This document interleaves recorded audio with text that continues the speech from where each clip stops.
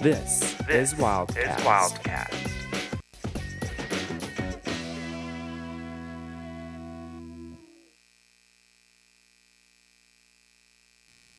Good evening, Wildcats, and welcome to Wildcast, your source for in-depth news at the U of A. I'm your host, Lauren Stab. Tonight, we'll show you how the campus community is raising awareness for sexual assaults and have a sit-down with incoming ASUA President James Allen to discuss his upcoming term. But first, you may have seen a herd of people marching through campus last week but didn't know what it was. Never fear, Wildcast reporter Sarah Canty tells us how those marchers took back the night. Take back the night! Take back the night! The UA community came together last Tuesday to show their support against sexual assault and Take Back the Night. Erin Strange describes the evening. Take Back the Night is a march and rally around campus to help end sexual violence. It's really an awareness-raising program that allows students to get involved in violence prevention activities, as well as creating a safe space for survivors to come and speak about their experiences and draw on support from the larger community. Different resource programs were present to promote their services, as well as speakers and live entertainment to put a positive spin on a tough issue.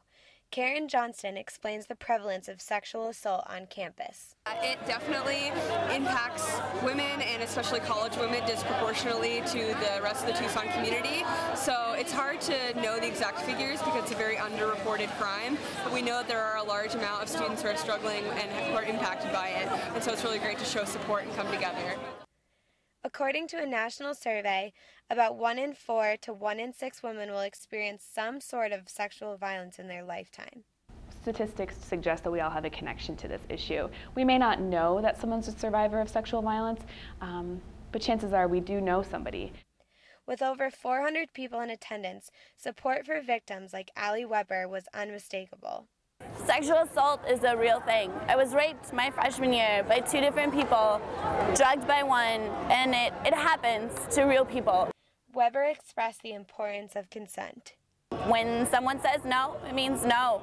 When someone's under the influence of alcohol or drugs, they can't give consent. It's not consent. The success of this year's rally makes Strange optimistic about future events. I just really hope that people next year, we're going to be doing Take Back the Night again here on campus, and I really hope that we've started a little spark here and that we're able to maintain that dedication as a campus community to ending violence, and that next year our numbers will grow and we'll be able to engage even more students. For Wildcast, I'm Sarah Canty. The first Take Back the Night event was held in Philadelphia in October of 1975. The citizens of Philadelphia rallied together after the murder of a young microbiologist, Susan Spieth, who was stabbed by a stranger a block from her home while walking alone. For more information about next year's event and how to get involved, visit the Oasis program at Campus Health. When we return, we'll show you Wildcast's exclusive sit-down with ASUA President-elect James Allen. Stay with us. Hi, it's David Hasselhoff, the Hawk. Get Hawk with UATV. Stay tuned. Don't change the dial.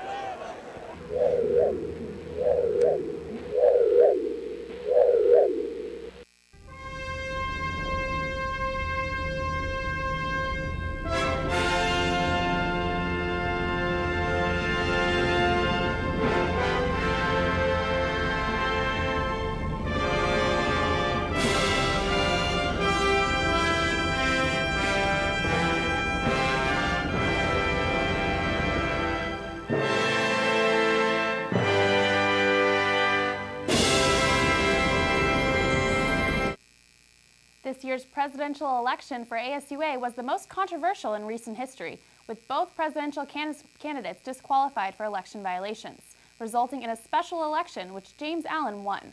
Wildcast Jessica Froman has the story. Last Monday, the Daily Wildcat reamed our new ASUA president, James Allen.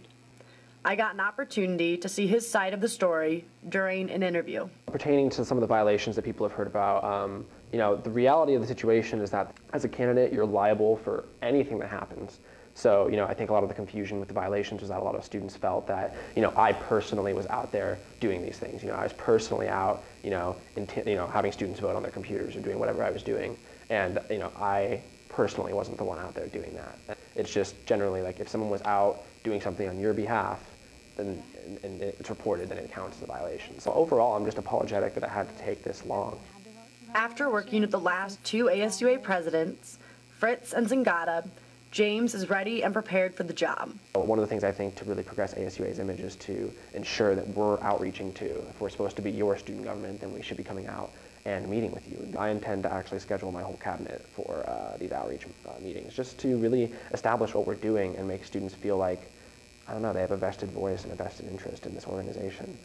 With James Allen as president, be prepared to see a more connected ASUA next year. My whole goal is really just trying to make this year more real and understandable by students.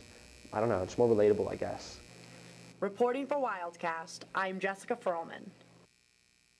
Allen was inaugurated as ASUA's 2011-2012 president at a ceremony this afternoon.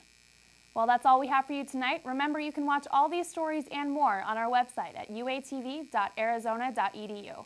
From all of us here at Wildcast, thank you for spending your semester with us and making Wildcast a part of your Monday nights. Good luck with finals, and we'll see you next fall.